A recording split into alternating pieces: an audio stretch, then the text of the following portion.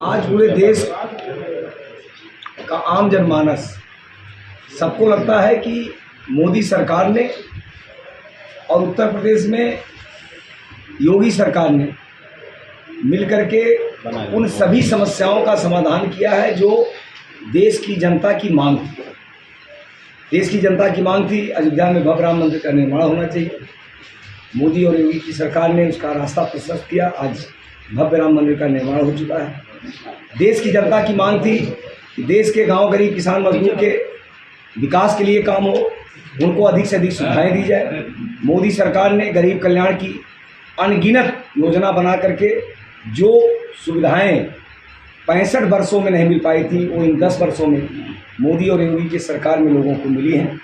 इस नाते आम जनमानस, गांव गरीब किसान मजदूर, माताएं बहनें, सबको ये लगता है कि जितना तेज़ी से इस देश का विकास मोदी सरकार ने किया है, इस देश का मान सम्मान पूरी दुनिया में बढ़ाया है, इस देश की विभिन्न समस्याओं का समाधान किया है, इस देश के महापुरुषों को सम्मान दिया है, इस देश के तमाम ऐतिहासिक और धार्मिक स्थलों का पुनर्निर्माण किया है। इस नाते आज सबको लगता है कि फिर एक बार मोदी सरकार बनना चाहिए। 400 पार के संकल्प को पूरा करने के लिए बड़े पैमाने पर हमारे बिछड़े हुए साथी भी और अन्य तमाम लोग भारतीय जनता पार्टी ज्वाइन कर रहे हैं। भारतीय जनता पार्टी को, मोदी जी को, योगी जी को अपना आशीर्वाद दे रहे हैं।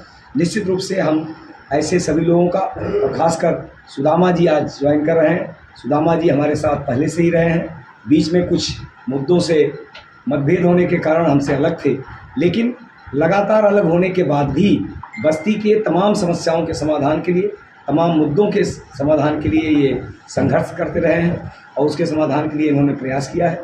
आज हम सब भारतीय जनता पार्टी में आपका स्वागत करते हैं। कल महेंद्र जो विधायक हैं, महेंद्र यादव, कल कई राजपूत लोगों को अपने पार्टी में शामिल किया और दावा किया कि भाजपा से विमुख होकर आए हैं।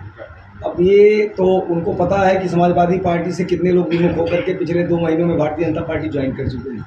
रही बात भाजपा में, उसमें जो भी नाम दिए हैं, एक भी नाम भाजपा का कोई कार्यकर्ता है, पदाधिकारी रहा है तो आप हमको साबित कर दीजिए।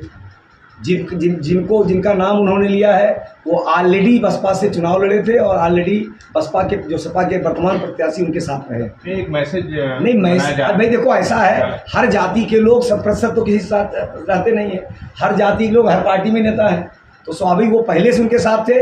वो एक न्यूज़ बनाने के लिए उन्होंने एक प्लान किया, वो पहले से उनके साथ थे, आज भी उनके साथ है। तो हम तो किसी एक जाति का 100% ये कहते हैं कि हमारे साथ है, ऐसा तो है नहीं।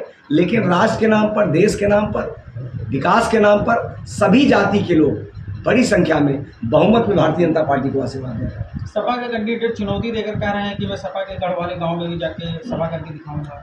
इसको लेकर अब उन्होंने सभा, देखिए ऐसा है, हमारा एजेंडा क्लियर है। हमारा एजेंडा है राष्ट्रवाद, विकासवाद और गरीब कल्याण।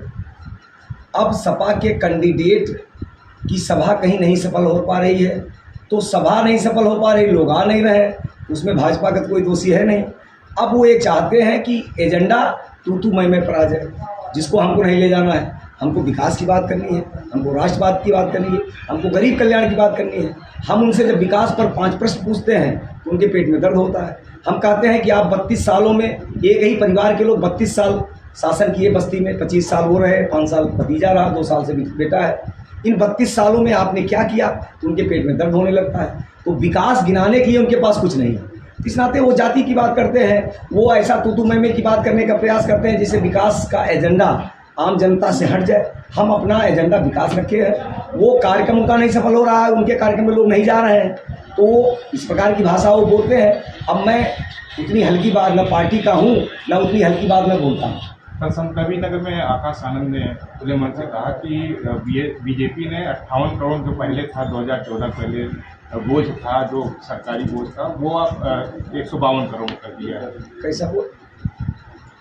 कर्ज 152 करोड़? हाँ, नहीं, 1,000 करोड़। अब इसके बारे में देखिए, उन्होंने क्या कहा इसके बारे में मुझे जानकारी नहीं है।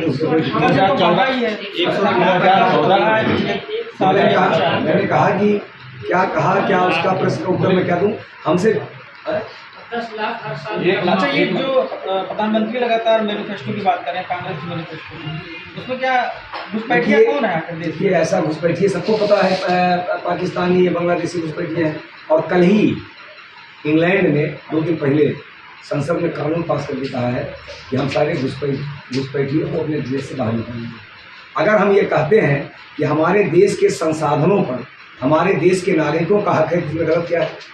हम पाकिस्तान के घुसपैठियों को, बांग्लादेश के घुसपैठियों को, अगल बगल के घुसपैठियों को अपने यहाँ पर अपने ही संसाधनों में से अगर उनको हिस्सा देंगे तो अपने यहाँ रहने वाले लोगों को नुकसान होगा नहीं होगा? इसमें अगर प्रधानमंत्री जी ने कहा तो निश्चित रूप से सही है ये। और हम घुसपैठियों के समर्थक नहीं, घुसपैठियों समर्थक जो लोग हैं उनकी बात करें। हम चाहते हैं कि हमारे देश के संसाधनों पर हमारे देश के नागरिकों का हक है, ना कि बांग्लादेश पाकिस्तान के नागरिकों का हक है।